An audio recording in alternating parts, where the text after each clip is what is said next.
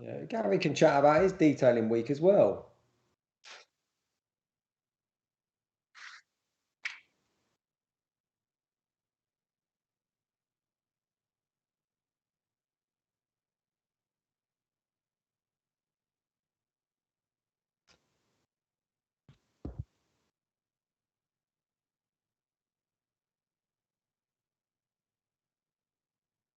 The last launch.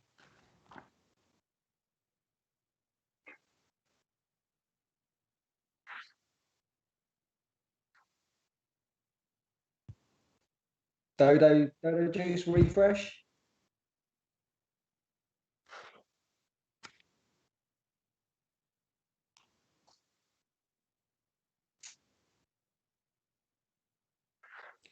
John.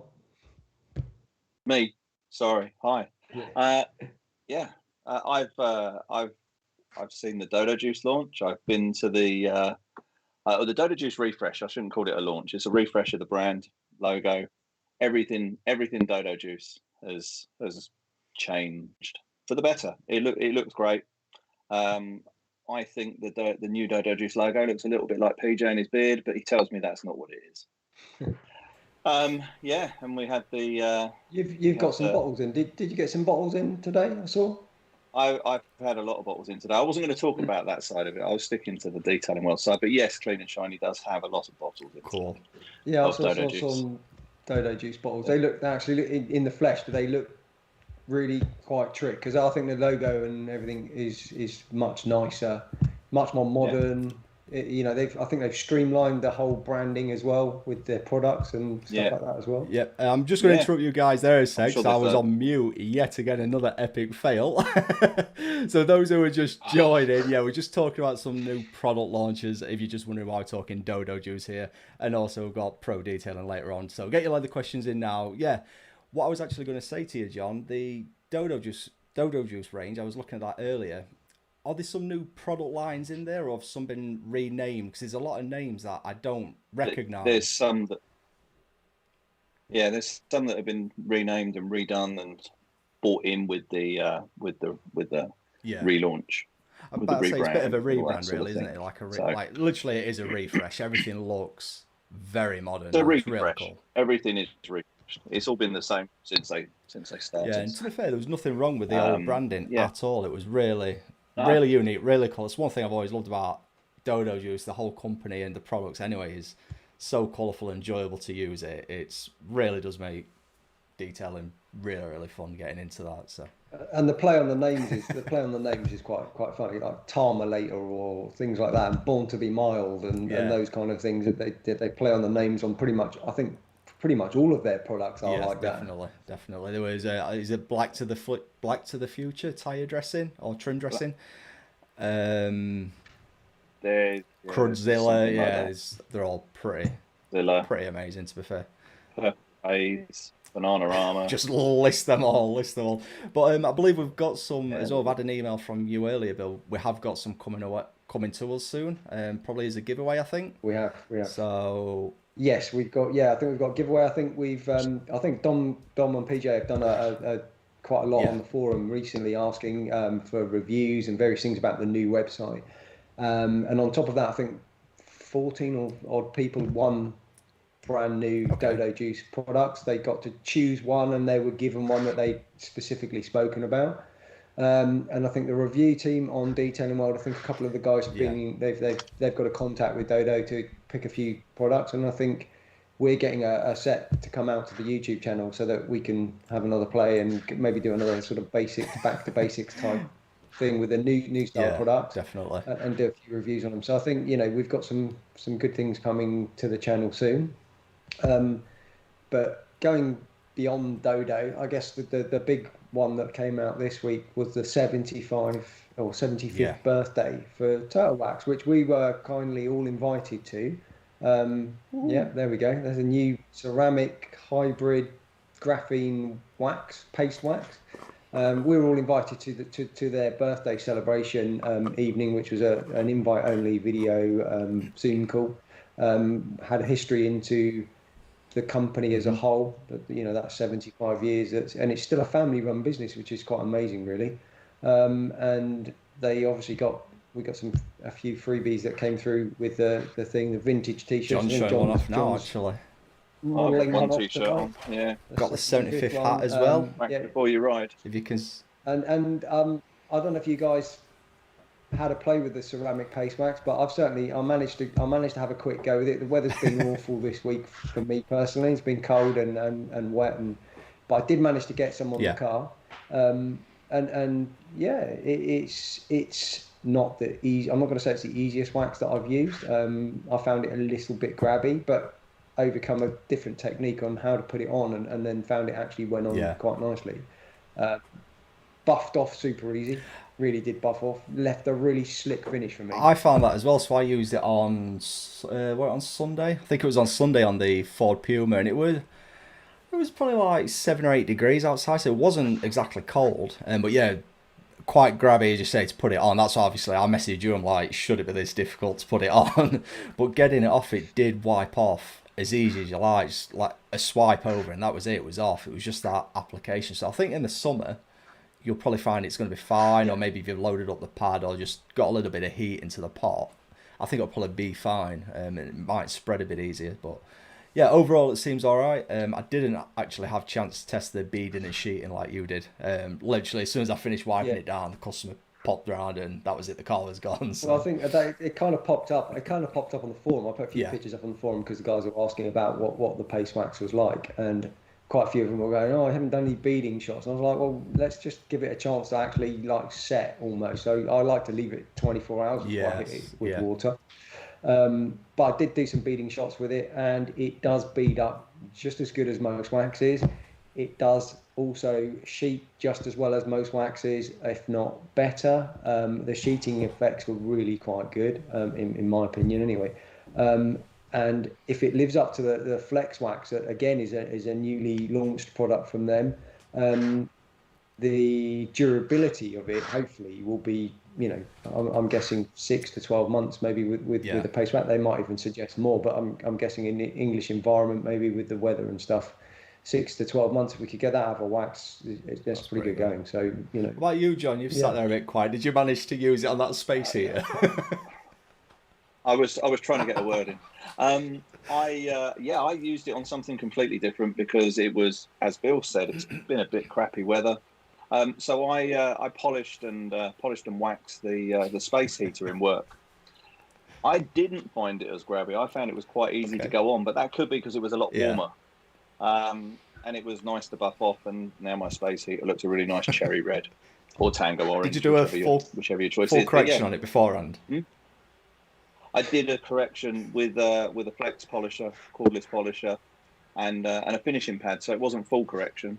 I did get a bit of transfer from the turtle wax polish onto the pad, but yeah, after that, buffed it off.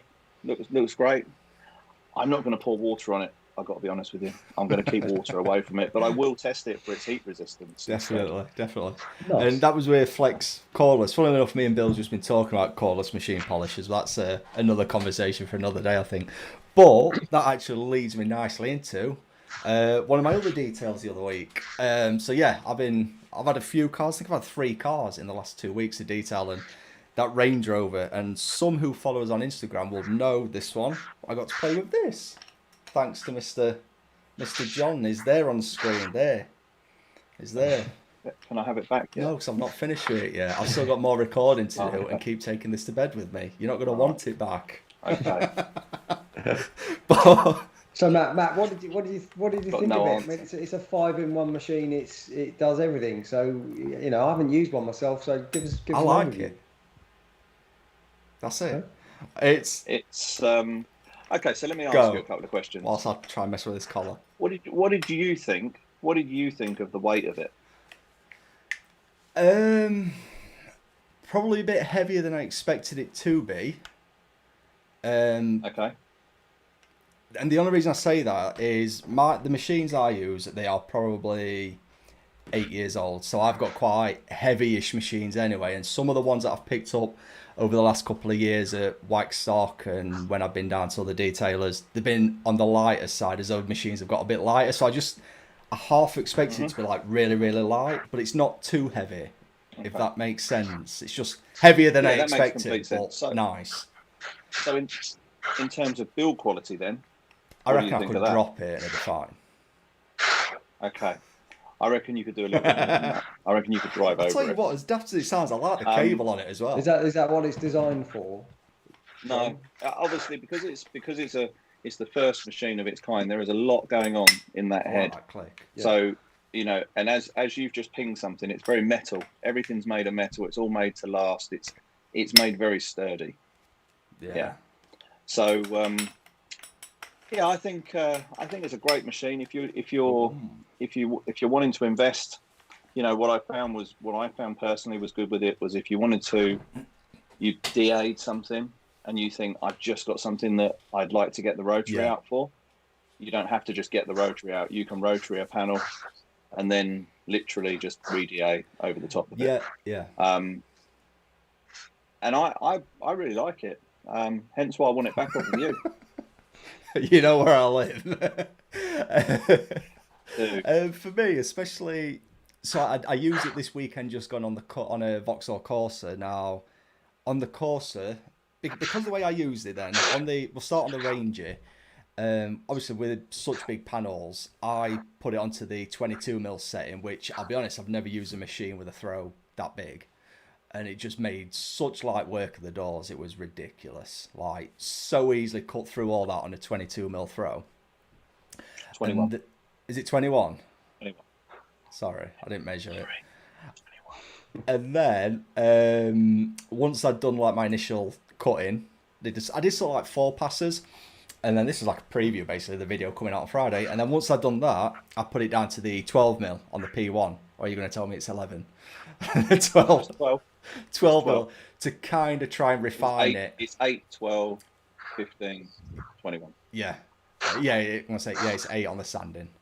So I chucked it down to the 12mm throw. Did most of the finishing on that as much as I could, but I think the polish and pad combo may have been a little bit too aggressive because it just left a few marks, and then the next day, different DA, smaller throw, and then went away finishing polish. Jobs are good.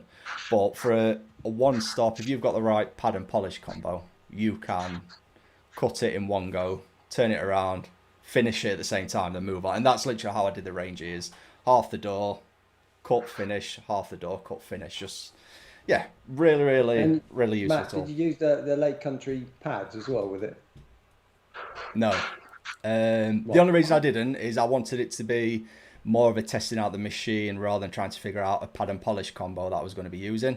So I just stuck with a pad and polish that I was familiar with, which was actually the Turtle Wax, what you said, or what you've just said you've used, John, the precision platelet and the orange pads that they sent out. So I had a couple of pads from them, so I was able to switch it up. So yeah, all in all, that was very, very good, really enjoyable. Made a really good weekend out of that. So I think what I'd like to do with it next is to take it to our special guest when I'm allowed to go out.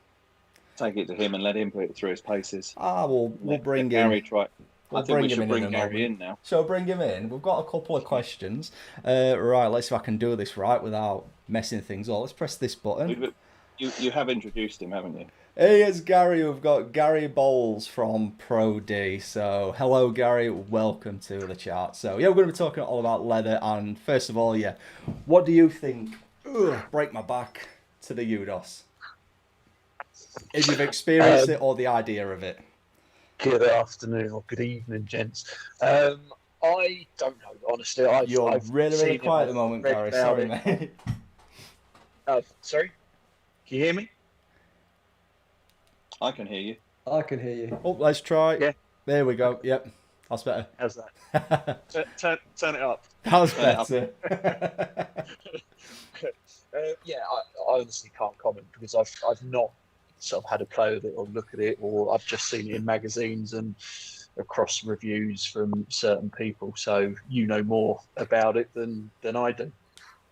So Something you'd like to try, though, I'm sure. I'll give it a go. I'll give it. Yeah. In fact. So yeah, as I said, this is so we've got Gary then here. We've got a couple of questions for Gary, and there's hopefully some leather questions for him to answer later on. So make sure you get those in the comments. First of all, though, Gary, can you tell us a little bit about you and basically how the company started, and bit of background about yourself? Really, it's your chance to promote yourself. Okay, so yeah, my name's Gary. I'm from a company called Pro Detailing UK. We've been going for just coming up to 6 years now.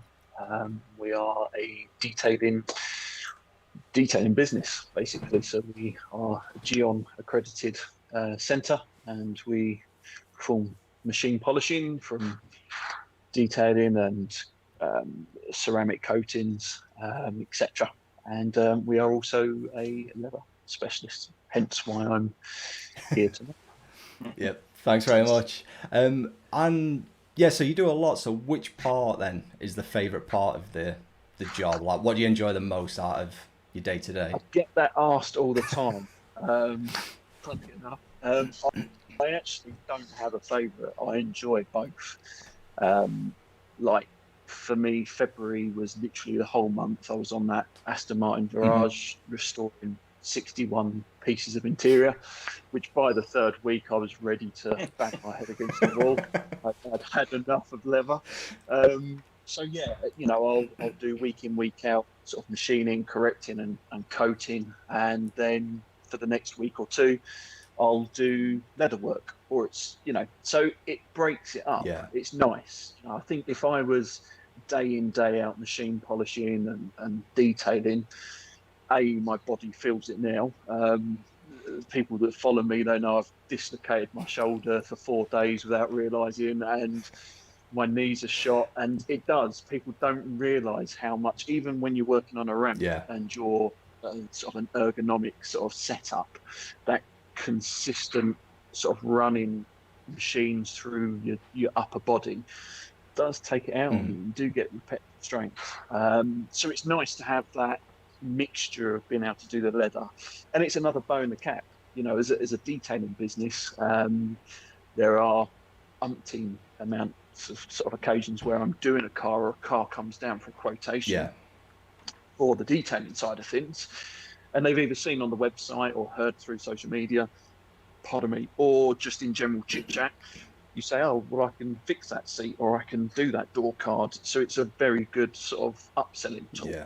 So it's a great addition for a detailing and valeting sort of business to be able to add to their sort of arsenal of abilities. Cool. And how did you get into leather then? What made you add that? Because like I said, a lot of detailers will add another string to the bow. So like 1 year ago, it used to be like window tinting or a bit of vinyl wrapping. What made you add leather, and leather repairs to it? So I've always liked doing bits of interior. So before I started Pro D Up, I've spent my life in sort of main dealer networks as a vehicle technician, as management, and progressed through the suited role. And got to that point where I needed to give up, and that's why Pro D came about. But in the days when I was on the tools and restoring classic cars, we did Gordon Keebles, Austin Healey's, Jagging types, California TR6s, and just rebuild them from the floor up. And it would be sort of recovering convertible roofs, stripping all the fabric down and fabricing. So doing all sorts. I've always had that interest in it. And when I started Pro D Up, it started as a mobile valeting business. That's all it started as. And obviously I always had future visions of how and what road I wanted it to go down. And, there's nothing wrong with it, but I didn't want to be doing mobile washes for the rest of my life. There had to be a progressive way for the business to grow. And I had this vision, but I always knew that you've got to have your hand in a few pots. And if I was literally just doing washing cars, I may not have survived or been able to go the route that I have done. So I actually looked into going into upholstery, and I've got a chap that I use, which is an upholsterer, and I was kind of doing some bits with him to go down the road of doing upholstery. But to get that working into a business and experience, it was going to take absolutely years. It just wasn't quick enough. And I stumbled across sort of smart repair side of things and dibble dabbled with it a little bit and did a couple of courses which were absolutely horrendous, and I learned more myself from trial and error over the years to come. No names mentioned, it's not colour lock. Yeah, I bumped into, well, it was Ultimate Finish when I was talking to Kai from Kamikaze at Waxstock in 19. They sort of said to me, there's a chap, Ram, from Colour Lock, that wants to sort of meet you and talk to you. So we went over to his stall and sort of started chatting. And yeah, just there's certain people that come along in life that you just click with. And, you know, John is one of them. But there is, you know, there's a very small people that, you know, you talk to on a regular occasion and you just click and gel with. And it doesn't matter what the problem is or the conversation is, you just comfortable. And it was like that with Ram. And we've just built that relationship from day one from that wax stock, and done more and more and more work together to the point where I've now sort of become a UK trainer for Colour Lock and subcontract and do the training courses once a month when they are running down in London to train valleters and detailers that want to get into the business and progress with it as well and add it to their sort of string of plans. Hopefully something we can So Gary, attend can I with you. just jump So in yeah, go on, there? Bill. Sorry. Can I jump in there and just say, like, obviously you've got the guys that are out there, like with Detailing World, the forum, that try to look after their own leather. So what would be your general sort of view on how to keep your leather in the best condition? So say for instance you've got a fairly new car, a couple of years old or something like that, it's come and the leather's looking a little bit dirty. What would be your sort of advice to those guys that would be like to get the leather back to looking quite nice, and then how you carry on from there? Yeah.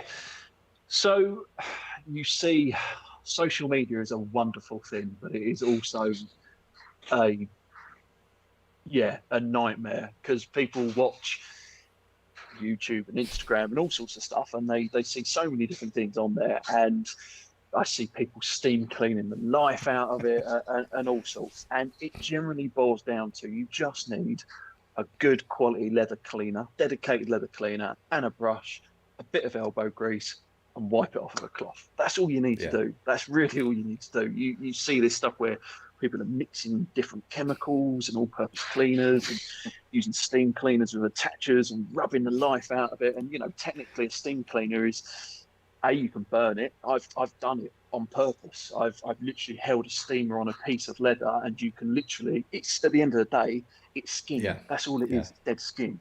And all it does is the heat literally just contracts, shrinks, and you damage the leather. And you are rapidly heating, and you can cause like moisture damage to the leather. So you really don't need to steam clean. I know that's a massive argument on social media, and I know that people watching go, "No, he's wrong. I steam clean. It's fine." And if they do, that's fine. You can't stop people from doing what they want to do.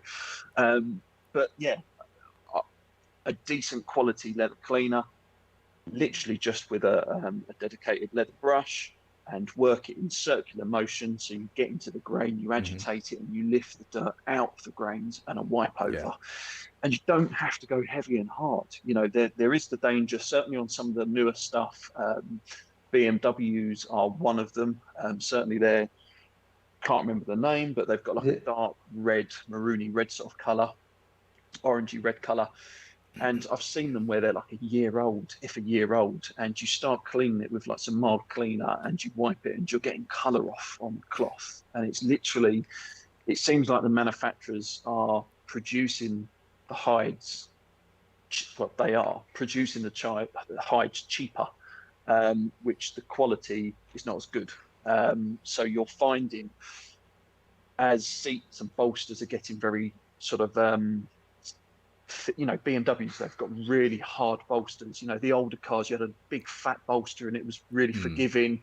Now everything with all the Recaros are really hard bolsters, so you've got no give in the bolster. So when you're getting in and out of it all the time, you're literally sliding and that rubbing. Yeah.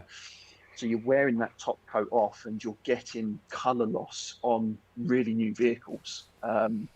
So yeah, if it's new to 3 years old, then I would literally just use a mild leather cleaner. You shouldn't really need a strong leather cleaner unless you're a real grubby, dirty bugger.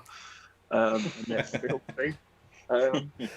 And you want to protect it with, there are other brands out there, but I'm Colour Lock through and through. So I'll talk Colour Lock. You should talk Colour Lock, Karen. I should talk Colour Lock. Yeah. So you've got Leather Shield, which is a product that you apply. If you get the kit, you've got a sponge and a microfiber. You apply it onto there, and what that does is the idea of a new to 3 years old, you're mainly protecting it from premature wear, like losing the top coat, and also dye transfer, which is a massive thing on new cars, especially Range Rovers and Beamers with white and cream seats. They're forever getting dye transfer on, and that will help you protect it. You don't need to be feeding, you don't need to be moisturizing these seats at that age, because they've already got those sort of that moisture and everything in there from the tanning process from new. It's when they get to 2-3 years old is when they've been probably neglected a little bit, and everyone washes their car and they hoover it out, but they don't really concentrate on the seats. So after those few years, you tend to find that they do start to get a little bit dirty, and they are drying out a little bit because they're not being moistured, or they're sat in the sun and they've got a lot of UV rays, and that kind of starts the process of damaging the leather. And that's where you want to use the product, which is Leather Protect, and that contains oils, UV filters, and that will help soften and keep the leather supple and nice. And you obviously need to do the cleaning processes. And that's a Colour Lock product, is that right? Yeah. Yes. Link below after this, so go crack on, Bill. Next do you one. find that like the light colour leathers are much harder, obviously, to keep in pristine condition? Like with, I don't know, jeans and stuff, you get gene transfer and all that sort of stuff coming through on the light coloured leathers. Would that Seal Protect help with that as well? Yeah, so with a protector, you want to be putting it on at least sort of every 3 to 6 months. It really depends on how heavy the car's getting used, and if what type of clothes are being worn, and if you're getting in with damp sort of jacket or jeans from walking the dogs a weekend and getting in the car. It really depends on how the car's being used, but yeah, you want to be sort of putting it on a regular basis, because it just keeps it topped up. Similar with a wax in a car, you do that regular every so often just to keep the level topped up and keep the protection. Yeah.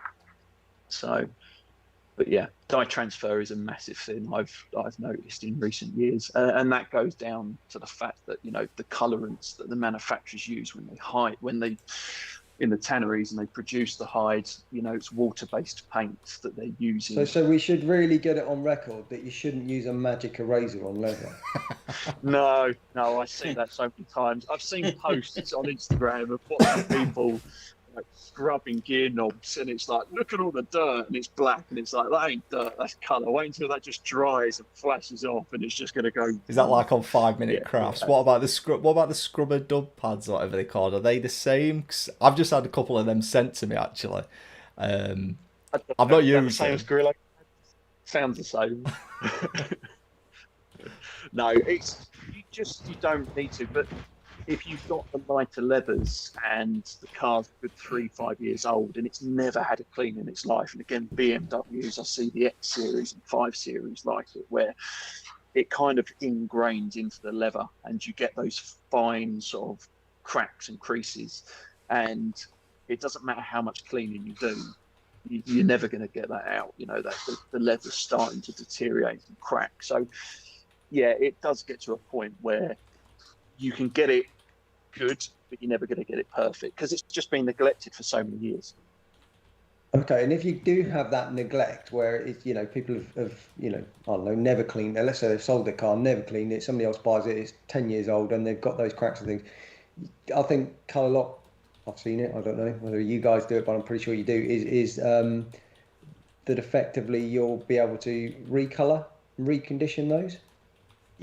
Yeah. So leather from a cow or whatever doesn't come red, doesn't come green like a Porsche. You don't see the It's Dairy coloured, League cow. I'm so- pretty sure she's red. Okay, for that one occasion, it's a special cow, expensive hide. Yeah, so basically, it's when it goes through the tanning process, they will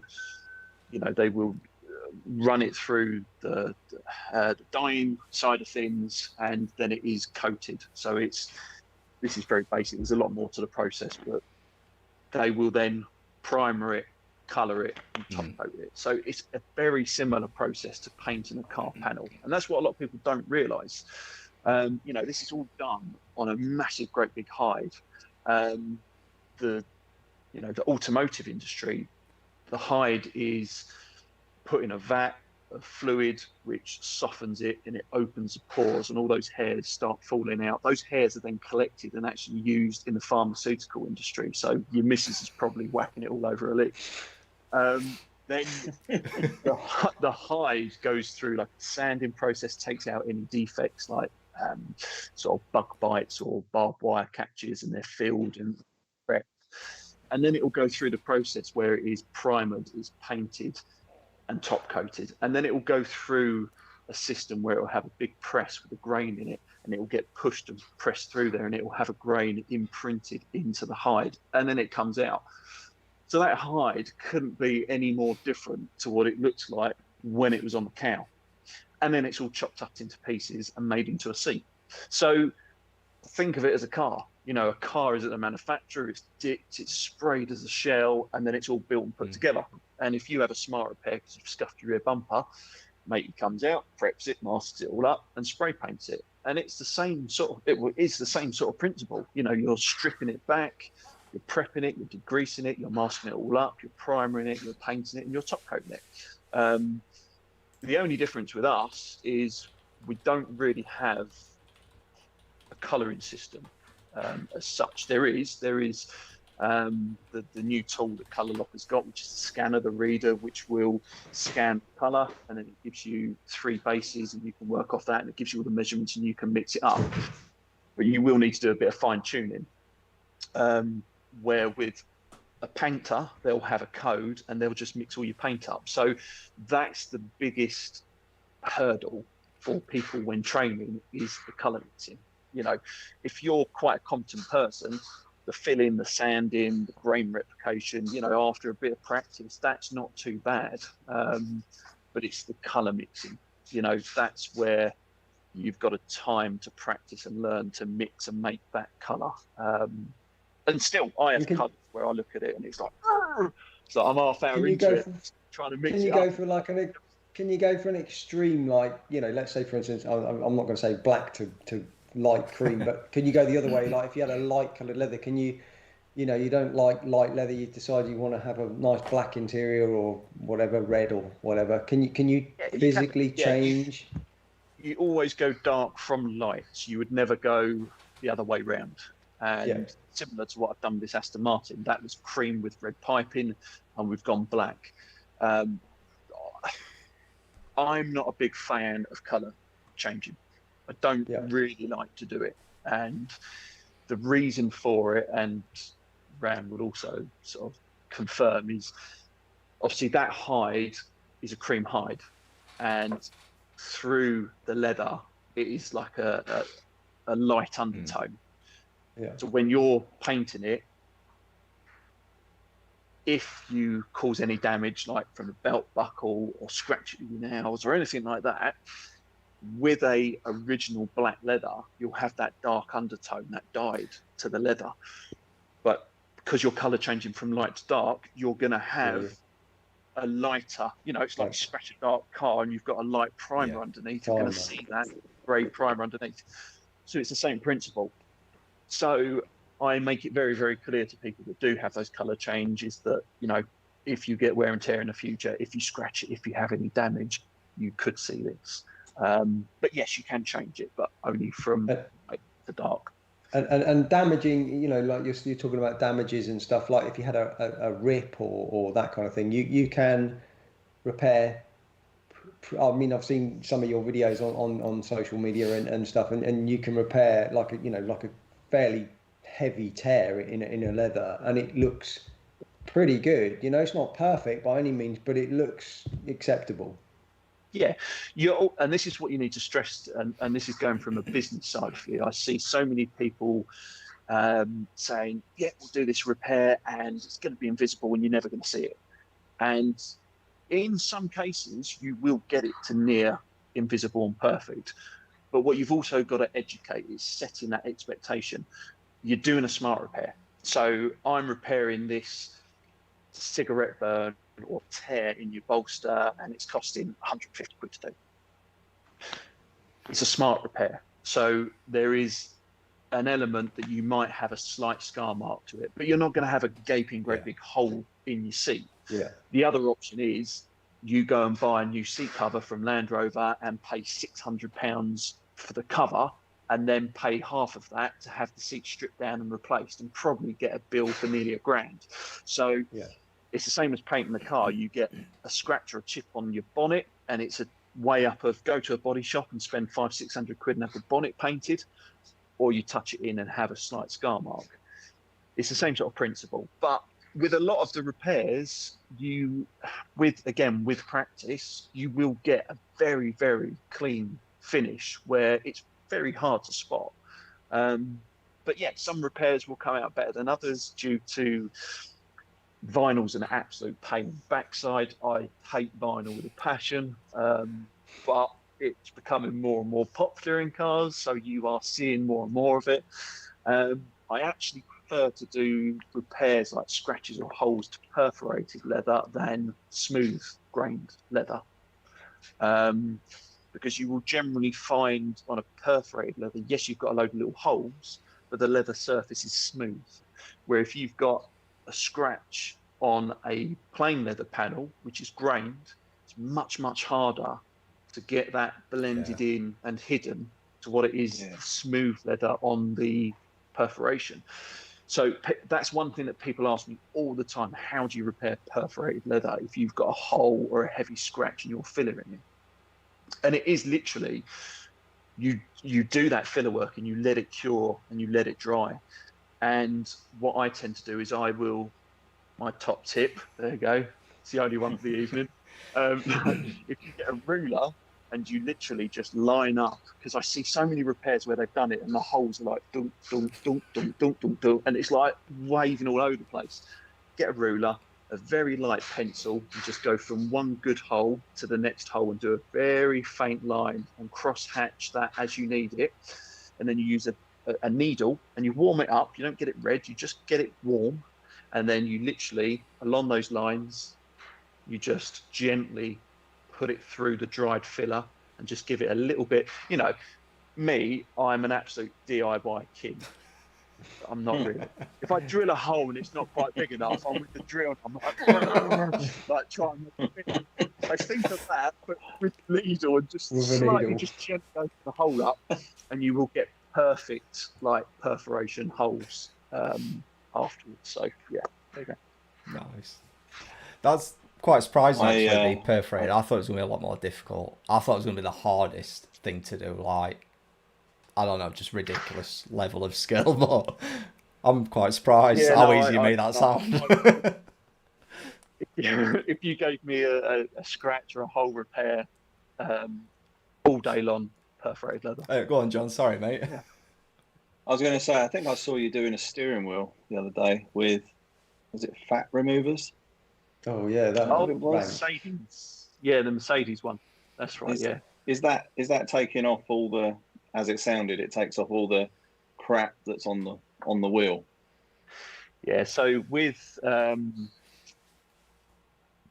steering wheels, gear knobs, handbrake, all those kind of areas where they're very high contact with your hands, door handles like Range Rovers, stuff like that, headrests on the back where your head is, you get all the natural oils and greases and fats out your skin and the back of your head, and it just sits and it soaks and absorbs into that hide.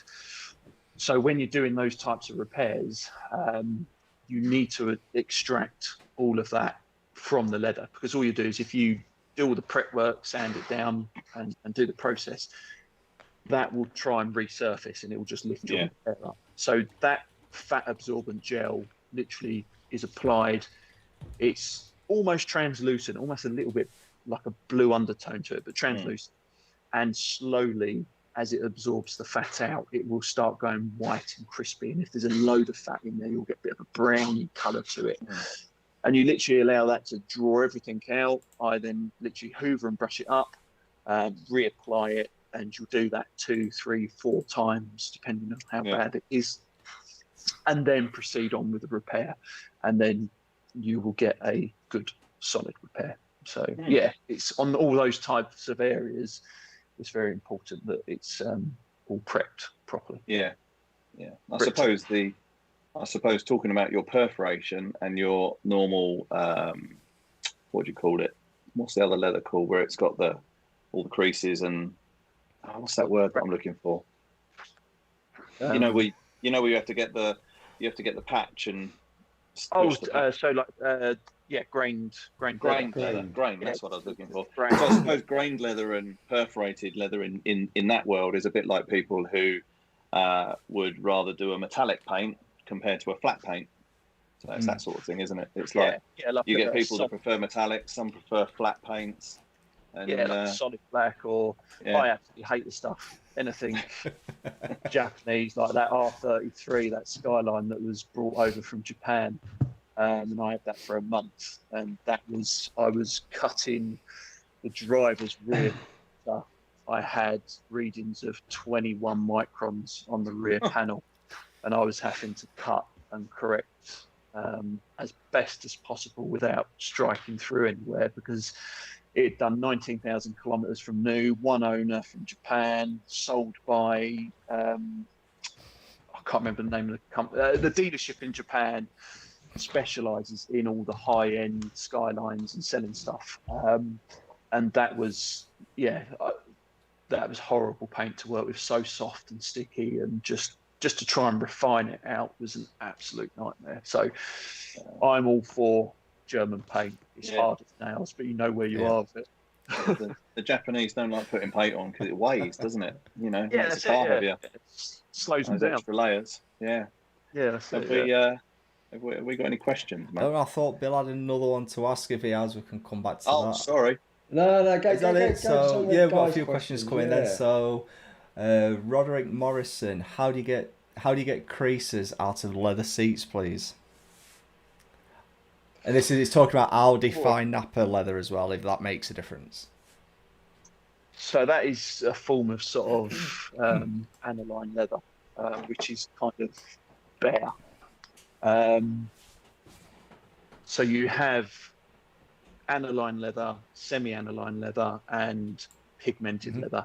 Aniline leather is soft, beautiful, generally expensive, untouched, in the sense it's been prepped and lightly sanded and stuff, but you've got that real natural feel to it. But it has no protection on it, so it will absorb water, it will get dirty, and once that's the case, you can't really do anything with it, because if you try and use cleaners on it, that will just absorb and stain further. So you can do light sanding to take the surface off, but otherwise, once aniline is stained and dirty, the only way of putting it right is to turn it into pigmented leather, which is the painted side of things. So if you looked at, I know we're going slightly off of that question, but you kind of need to understand this to answer and understand the question. With aniline leather, if you look at it under an eyepiece, you will see all the hair follicle pieces. It's just plain leather. So on the other scale, you've got pigmented leather, which is in 99.9% of automotive industry. That is what is in cars. That is a case that has gone through the same processes as aniline leather, but it has been primered, painted, and top coated and grain embossed. So if you look at that under an eyepiece, it looks plasticky. You've got no hair follicles because it's all been painted over. And then obviously semi-aniline is in the middle. it's like aniline, but it's had a tiny bit of colour and top coat blown over to it, but it still has that kind of natural leather feel to it. So going to his question, you can't really do anything to it to sort of clean it in that sense, to keep it in its natural state. If you've got to do some form of repair, you have to blow a bit of colour over it. So if you've got some markings on there and you can't get it off by using the sort of cleaning process, you would need to blow colour and top coat over it to blend and hide it. Creases are natural in leather. You know, it doesn't matter how much cleaning you do and how much, you know, protector you put on and moisturising. Over time, leather is going to start to have natural creases. You know, we get wrinkles. I'm starting to get them. It's gonna happen. You know, it's the ones when they're not constantly fed and moisturised and cleaned is when those creases are just going to start splitting into craters and opening up. So, there isn't really anything you can do to stop it from happening. It's happened. To fix it, you would have to go down the road of repairing it. So you would use the fillers to skim it, to fill the cracks or the creases and things, and then start doing the colouring and top coat procedure. But to be honest, if they're very light cracks like Audis, R8s, they have that thin strip of leather just on the top where you've got the, like on the base, you've got your bum section and you've got the side bolster and the inner side bolster, and then you've got that top strip that runs along the top, and it's probably about 1.5 inches wide, and they crease like a cross effect. And other Audis do it as well. You've just got to skim it and do the colour process and top coat side of things. If it's very fine creases, just make sure you're constantly looking after it, clean it, keep it fed, suppled, and that will prolong its life. But if it started to happen, it's started to happen. Yeah, I'm going to move on quickly as a side note from that. It's not a question in the comments, just something I've thought of. You've just said creases are natural, kind of. What about your bum print? So, you know, in the base of the seat, you end up with dimples. So there was the Merc that I used last year for the Dodo Juice series. That was 6 months old at the time it came to me, and it had already developed print. To me, that's kind of natural, but is that a failure, or can that be repaired? No, not really. It's you know, this is what people forget. The hide, the leather is skin. Yeah. And after time and age and sitting in and wear and tear, you're going to get some stretch and bagginess, and that happens. It's just aging of the leather.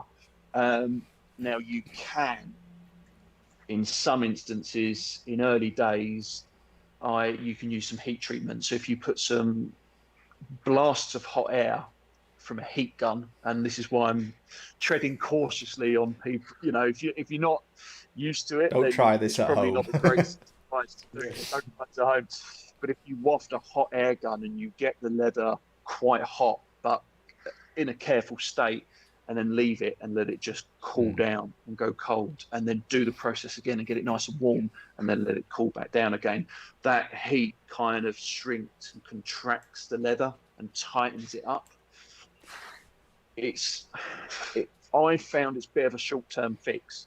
It's, you know, it might last for a few months or so, but then getting back in it, sitting in it and driving and wiggling around, the leather is just going to sort of go back into its former state, and it's going to come back again. You know, I've had it on Merc SLs and things where they're just horrendously stretched and baggy, and the best thing to do is just take the seat out, strip it down, and put a new panel on. So, yeah. Cool. We've got a question from Paul Roberts. I think this is a straightforward one. Can you reverse the shine on leather back to a matte finish? Depends on how he means. I know, you know, certain seat bolsters where they go quite shiny and smooth, like the grain starting to, I don't know if you know what I mean, on sort of Beamers do it as well. The side bolsters where they're constantly worn against, they smooth off and lose that grain slightly and shiny. Sometimes a good clean will get rid of that shine and matte it off a little bit. but really sometimes the leather can get a little bit shiny when it's worn smooth and it's worn. And even once you've given it a clean, you've still got a bit of an unnatural shine to it, that it still looks a little bit dirty. And it's just because, you know, Beamer steering wheels do it as well. You lose all the sort of the fine grain on it and it just goes smooth. And there really isn't a lot you can do with that, apart from, if you want to get that matte finish, you can do the recolorant process, like to use the top coat like a mixture of matte and gloss, and you adjust it so you get that slight sheen matte kind of OEM finish, and you can refurb it, but obviously you're not going to put the grain texture back.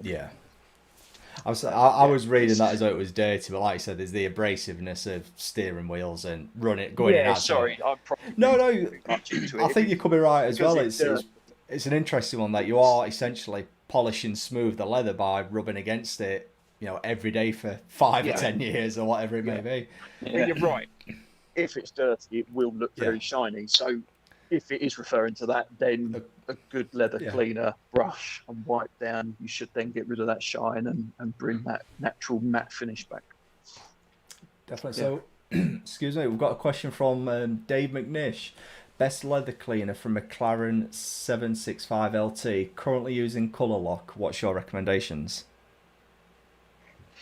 Could be a Reliant Robin. Doesn't matter about the car. I stick by it. There's mild leather cleaner and this strong leather cleaner, both colour lock. They're both water-based products. And in my opinion, from trying many sort of leather cleaning products, they work the best. That's what they do. That's what they deal with day in, day out. That's what they specialise in. You know, there are other brands out there, manufacturers, you know, that make good leather cleaners. But for me, you know, I'm Geon through and through, but I won't use the leather ceramic because I don't believe in that whole sealing the leather, because it needs to breathe. You need that sort of openness of it. And, you know, I'll use protector and shield. Shield on new cars if I do a new car detail. You know, I'll G on everything, but the leather will get covered in the leather shield, because I feel that is better for the sort of the vehicle going forwards. Cool. We've got another colour lock question, so we've got a few colour lock people on tonight. Patrick Lavin or Lavin, I'm not sure how you pronounce that surname, sorry about that. Have you ordered the I'm not being have ordered the colour lock new car kit? How often do you use the mild leather cleaner and leather shield? What products do you recommend to keep the leather clean between applications?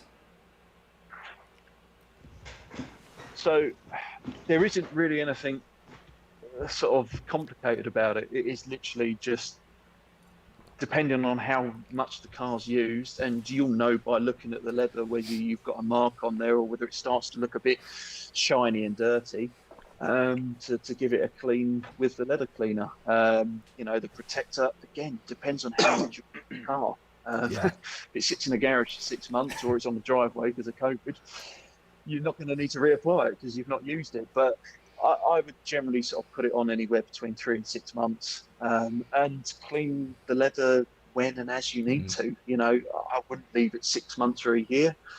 You might want to do it if you maintain your car every couple of weeks or once a month. You might want to do it every other wash if it's fortnightly and give it just a clean over and touch up. Or if you do it once a month, do it every once a month as part of your regular sort of car clean and maintenance. But yeah, it's a very personal one, that one, you know. Depends on how dirty you live. It depends if you've got dogs and kids and all of that as well. So any questions from you two guys there before we carry on with some more? Could you over clean the leather, do you reckon, Gary? You can do, and you can certainly, you know, with strong leather cleaners and older leather that may have taken a bit of an abrasive hit and you've lost that sort of top coat a bit. And if you are using strong cleaners and you're really scrubbing hard and you're rubbing with cloths, then yes, you wouldn't be surprised if you start seeing sort of colour come off on the cloth. It's like anything. It all has its own limitations. Like, you know, and it will start to do sort of damage. So yeah, you can over clean. I generally tell customers that if you're going to clean the leather, clean it with a milder one first, because they say, is it mild or strong? And I say, look, how dirty is it? And they're like, well, I'm not really too sure. And I'm like, well, in that case, always start with a mild. Buy a mild, clean it with a mild. If you're not getting the results you want, then go to the strong. Yeah, just like you would polishing the paintwork, really. You're not going to go in with the most aggressive. That's it. And I think on the courses at Colour Lock, you know, we will teach that when you're going through the clean stages. You've got your two water-based cleaners and your 3 solvent cleaners, and you always start with your mild cleaner first, do a test patch, and you work your way up. You know, the only real time I get strong cleaner out is like when you see those pictures on the Detailer's Bible and there's like a 50-50 and it's like cream leather, it's black, and then it's just, you know, that's when I get the strong cleaner out. 75-80% of the time I'll just use the mild cleaner, and that's sufficient enough. So yeah. I was going to ask one thing, which I don't know whether it comes under this banner, but Alcantara. That's obviously a I guess, is it a leather derivative? Just fabric Alcantara. It's a man-made synthetic to make. Because you often see people going, oh, how do you treat, or what do you do with Alcantara? I mean, it's obviously one of those things that I've seen where just brushing it is probably one of the best ways of giving it a bit of a clean rather than using any kind of product on it. Yeah, they do an Alcantara cleaner and sealant, like a fabric sealant for it, and it is just keep it light. I've sort of Alcantara sections on steering wheels, that sort of stuff. With that, for me, Auto Glim make a interior cleaner. It's quite a mild one. It comes concentrated and you can dilute it down. And I generally do a 50-50 mix, and I'll literally just spray that onto a cloth, and I'll literally just, I know that. Give it a clean. Man, skiing. Sorry, I didn't know. Oh, Christ. I think it's after the watershed, It will be somewhere in Europe. Sorry, yeah. Don't start now.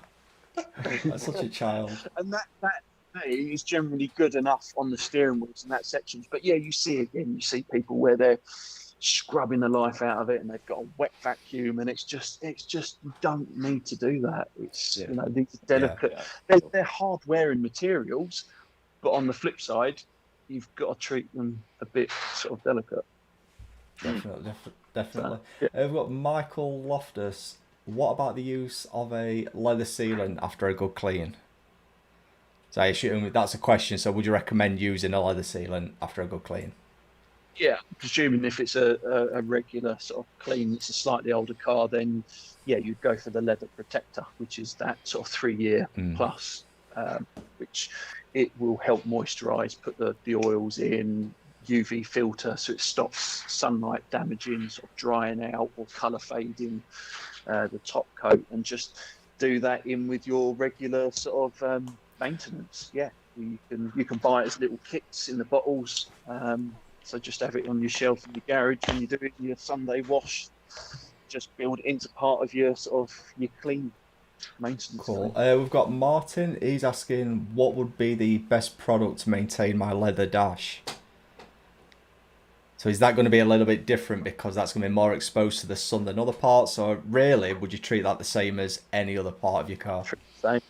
Yeah, it's going to get the same amount of sunlight coming through the windscreen to what the seats would do. So the same process. I suppose if anything, it's going to get less touchy area because you're not sitting on it, you're not really touching it. It's just going to be. It should be cleaner, I imagine. Probably dustier though, but it should be clean from oils, really, body oils. You think? Yeah, it should. Yeah. Unless those cars that drive past you on the motorway and the missus is asleep with her feet up on the dash. People shouldn't. They shouldn't do that. But anyway, whatever.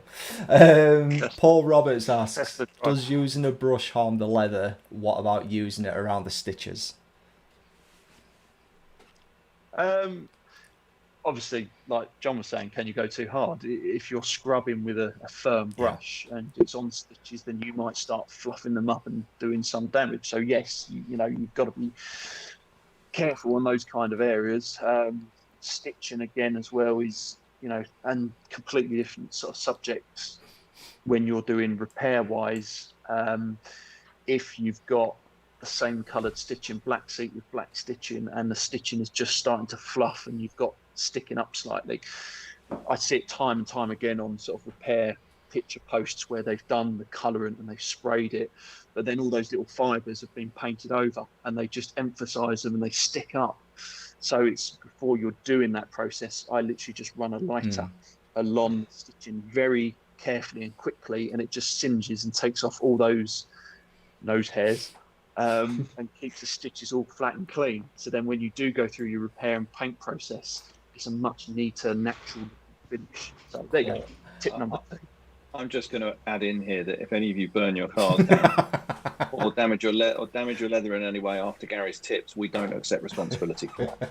Yeah, you are doing it by yourself. Gary's details will be available at the end of this, so you can get in touch with him directly. But we as detailing do not accept responsibility. I'll start with the tips. And I think we've got one more question from Mr. V Grump. Can you get touching pens like you can with paint? Certain companies do it. Colour Lock don't. They do something called Leather Fresh, where you can generally get a mixture of your paint. So if you give a chassis number to them, or if you know the trim code or colour, they have a massive sort of file of the different trims and colours, and they can generally mix it up to that, and you'll get it in Leather Fresh. And Leather Fresh is basically the 3 products. So you've got the primer, the colour, and then the top coat. So it's a DIY sort of thing. So provided you've cleaned the area down, say for a bolster, and you've lost a bit of colour, and maybe you're selling the car and it doesn't have to be 100% perfect, or you're DIYing it yourself, you can clean that area down, use Leather Fresh, and it's all those products in one, and you can sponge it on.